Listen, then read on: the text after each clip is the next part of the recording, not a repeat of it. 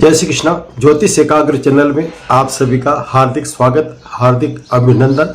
इस ज्योतिष एकाग्र चैनल में ओम प्रकाश शर्मा फिर आपके सामने एक नया सब्जेक्ट लेकर आया है। वो है महत्वपूर्ण सब्जेक्ट एजुकेशन के बारे में कि अधिकतर हमारे स्टूडेंट आजकल क्यों असफल हो जाते हैं, उनके शिक्षा में क्यों रुकावट आती है, इन बातों पर मैं चर्चा करने जा रहा हूँ। यदि हमें ग्रहों के रुकावट के बारे में पता लग जाए तो हम इजी वे में उससे संबंधित समाधान उपाय करेंगे, तो ऐसे में हमें सफलता मिल सकती है।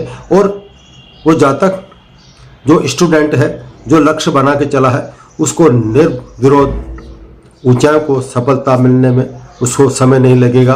तो अधिक विलंब न करते हुए आज का महत्वपूर्ण विषय जो है वह है शिक्षा में रुकावट क्यों। शिक्षा में रुकावट क्यों, इसके बारे में थोड़ा सा मैं आपको ज्योतिष सूत्र बताने जा रहा हूँ। वो अनिवार्य है।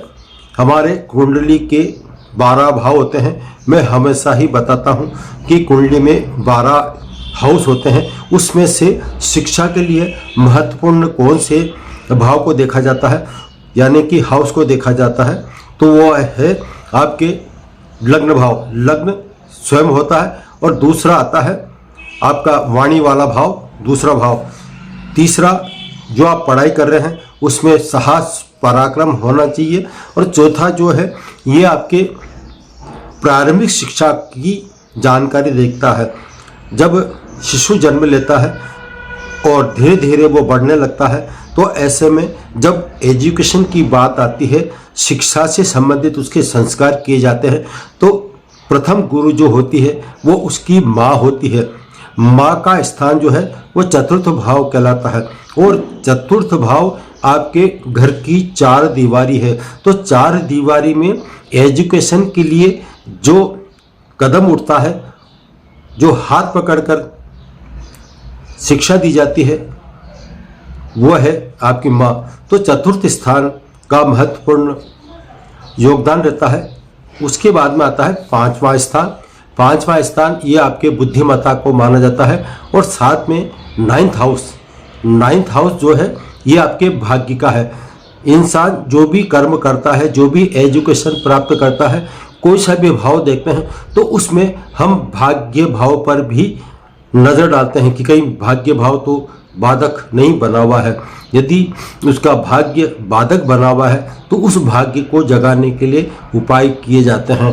उपाय करना ऐसे में महत्वपूर्ण है। तो इनमें से कौन सा भाव जागृत है और कौन सा सोया हुआ है, इस पर हम चर्चा करेंगे।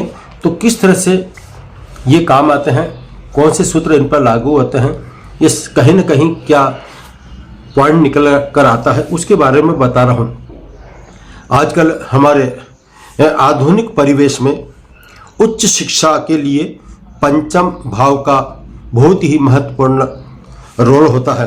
पंचम भाव योग्यता को दर्शाता है, सीखने की क्षमता देता है और ज्ञान की क्षमता जो देता है, वो सारा भावों में से, यानी कि 12 हाउसेज में से 5वां 5th हाउस बहुत ही महत्वपूर्ण होता है।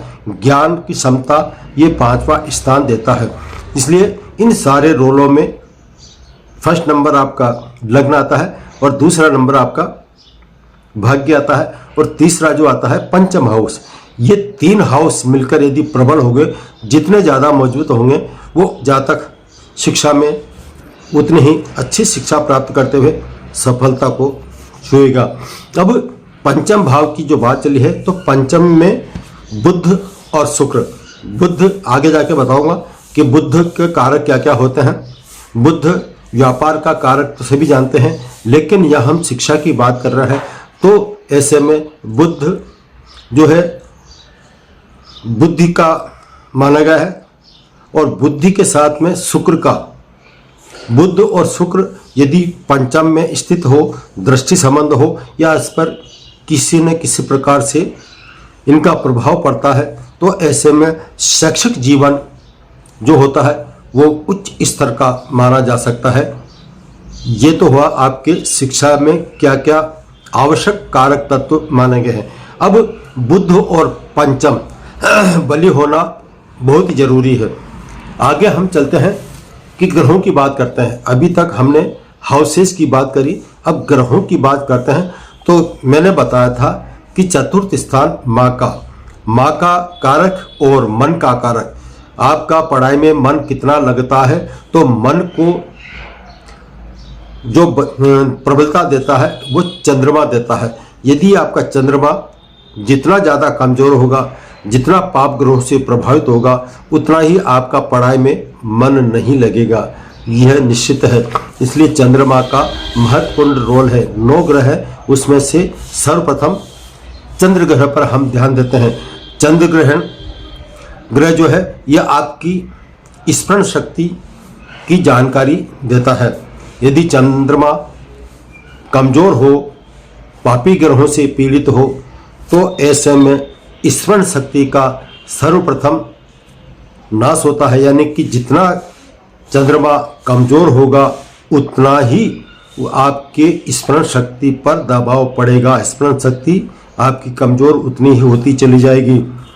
अब फॉर एग्जांपल मैं आपको देता हूँ वृश्चिक लग्न की।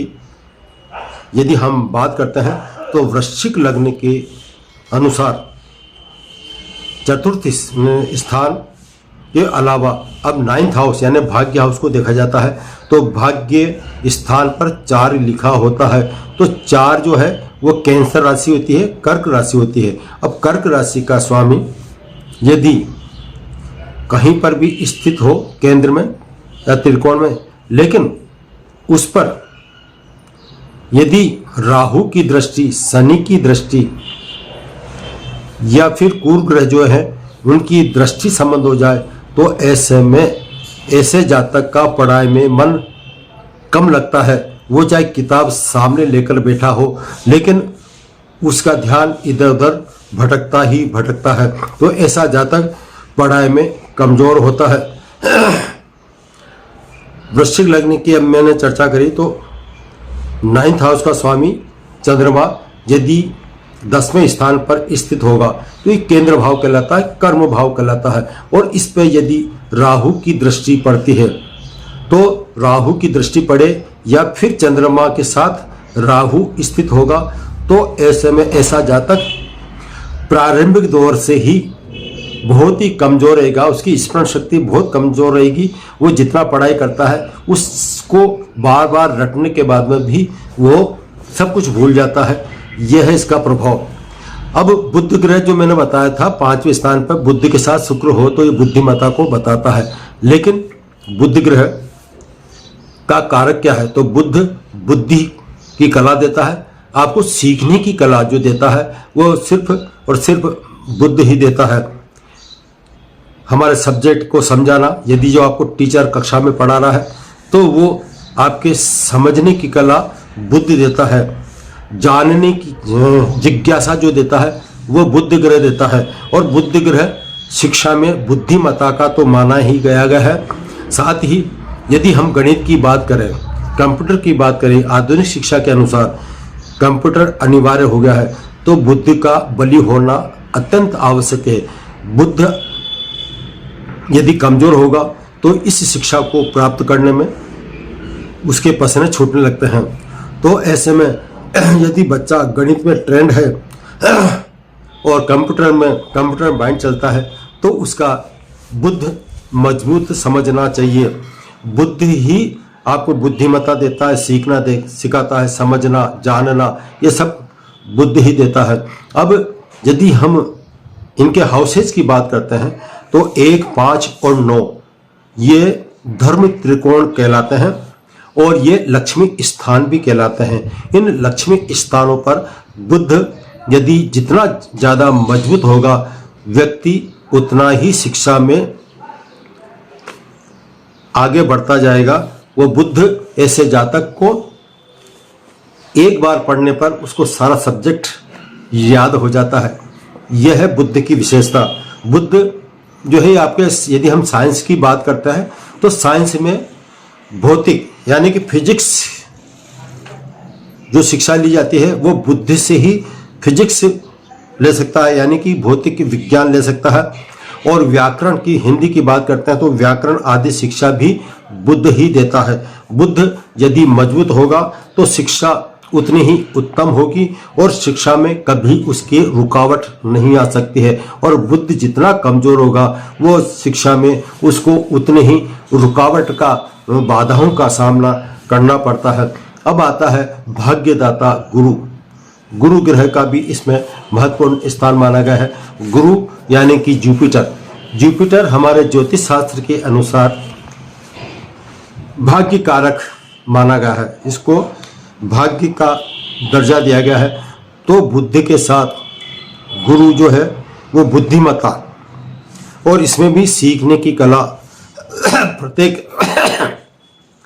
प्रत्येक क्षेत्र में दक्षता जो हासिल कराता है वो जुपिटर यानी कि गुरु ही कराता है। कई विषयों की जानकारी, एक ही विषय की नहीं बता रहा हूं मैं, अधिकतर उसे कोई से भी सब्जेक्ट दे दो, वो टेक्निकल माइंड से कार्य करेगा।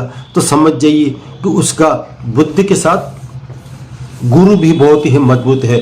गुरु जितना मजबूत होगा वो एक नहीं अनेक क्षेत्रों में, अनेक सब्जेक्ट में उसको सफलता मिलती है। उसको जो सिखाया जाता है वो एक बार ही सीख जाता है, बार बार उसको सिखाने की आवश्यकता नहीं पड़ती है। आपने अधिकतर देखा होगा कि बहुत से ऐसे बच्चे होते हैं, ऐसे स्टूडेंट होते हैं जो कम पढ़ाई करते हैं, उसके बावजूद भी वह ज़्यादा पढ़ने वालों की अपेक्षा अच्छे नंबरों से पास हो जाते हैं और उनको सफलता मिलती है। तो वो गुरु है, गुरु ही ऐसा देता है। यदि गुरु कमज़ोर होगा, जितना कमज़ोर होगा उतना ही स्टूडेंट में, वो छात्र या छात्रा में आलस्यता लाएगा। आलस्य जो देता है वो गुरु देगा। यदि कमज़ोर है तो बच्चों को बार बार कहना पड़ता पढ़ाई कर परीक्षा आ गई। तो यह आलस्य जो देने वाला है वो जो ग्रह है वो है गुरु। अब अन्य कारणों पर मैं और चर्चा करता हूं कि किन के कारण और शिक्षा में रुकावट आती है। तो थोड़ा और नज़र डाल देता हूं, वीडियो कुछ बड़ा हो जाएगा इसलिए। शिक्षा में रुकावट के कारण अब खास बिंदुओं पर ध्यान कीजिए। सबसे पहले आता है चंद्रमा। चंद्रमा जितना पीड़ित होगा, चंद्रमा की महादशा अंतरदशा में, एजुकेशन में उसकी रुकावट आती ही आती है। दूसरा नंबर आता है जन्म कुंडली का 5वां और 4th भाव का स्वामी गुरु ग्रह के साथ स्थित है और साथ ही इस पर पाप ग्रहों की दृष्टि, 4th भाव का स्वामी और 5म भाव का स्वामी गुरु के साथ स्थित हो और इन तीनों पर यदि किसी पापी ग्रह की, राहु, केतु, शनि और मंगल, इनका दुष्प्रभाव हो या पाप करती योग में स्थित हो तो उतना ही कमजोर होने की स्थिति में ऐसा स्टूडेंट पढ़ाई में बहुत ही कमजोर रह जाता है और उसके बार बार शिक्षा में रुकावट आती ही आती है। अब कुंडली के जन्म पत्रिका के 6ठे, 8वें और 12वें में यह 3 ग्रह स्थित हो जाए, या फिर यूं कहें कि 6ठे, 8वें और 12वें में 4th भाव का स्वामी, 5म भाव का स्वामी, ये दोनों में से एक ग्रह भी स्थित हो जाए तो ऐसे में वो जो बच्चा है, स्टूडेंट, पढ़ाई में उसकी रुकावट आएगी ही आएगी। और 9th हाउस जो है 5वें भाव का स्वामी, ये भी यदि त्रिक भाव में हो या फिर दूषित हो तो ऐसे में उसका भाग्य साथ नहीं देगा। और 8वें भाव के स्वामी के साथ यदि इनकी युति बन जाए तब भी शिक्षा में रुकावट आती ही आती है। तो यह है शिक्षा के कुछ कारक तत्व, कुछ ग्रह योग और उस पर रुकावट के कारण शिक्षा में क्यों रुकावट आती है। अब मैं जरा पॉइंट के जो बता रहा हूँ वो उपाय के बारे में बता रहा हूँ। यदि किसी की जन्म पत्रिका नहीं है और वो विद्या प्राप्त करना चाहता है, सफलता प्राप्त करना चाहता है, तो उसको क्या करना चाहिए। चाहे जन्म पत्रिका हो या नहीं हो, फिर भी विद्यार्थियों को, स्टूडेंट को सलाह दी जाती है कि जब भी अध्ययन कार्य करें तो पूरब की तरफ मुंह कर अध्ययन करें तो उनको वो सब्जेक्ट बहुत आसानी से समझ में आ जाएगा। इसके विपरीत यदि ऐसे स्टूडेंट जो मर्जी चाहे जहां मुंह करके बैठ जाते हैं, यदि वो दक्षिण दिशा की तरफ या फिर पश्चिम दिशा की तरफ मुंह करके बैठते हैं तो ऐसे में इनको जो शिक्षा, जो सब्जेक्ट प्राप्त कर रहे हैं, जो पुस्तक का अध्ययन कर रहे हैं, उस पुस्तक को समझने में काफ़ी समय लग जाता है, उस विषय को पढ़ने में काफ़ी समय लग जाता है। इसलिए सबसे पहला नियम आपको ये बनाना है कि आपको सिर्फ और सिर्फ पूरब की तरफ मुंह कर कर अध्ययन करना चाहिए। यदि असुविधा हो, पूरब की तरह मुंह करके पढ़ाई नहीं करते हैं, तो फिर दूसरा जो है दिशा आती है, वो आती है आपकी उत्तर दिशा। उत्तर दिशा की तरफ यदि आप बैठकर अध्ययन करेंगे तो आप जो सब्जेक्ट पढ़ रहे हैं उसको समझने में बड़ी आसानी होगी। इसके अलावा और अन्य भी उपाय हैं कि जो ग्रह पीड़ित हैं तो उससे संबंधित क्या उपाय किए जाए और क्या नहीं किए जाए, ये इसके लिए अलग वीडियो बनाऊंगा। आज मैं अपनी वाणी को विराम देता हूं। जय श्री कृष्णा। फिर मिलेंगे नए सब्जेक्ट और नए टॉपिक के साथ। जय श्री कृष्णा।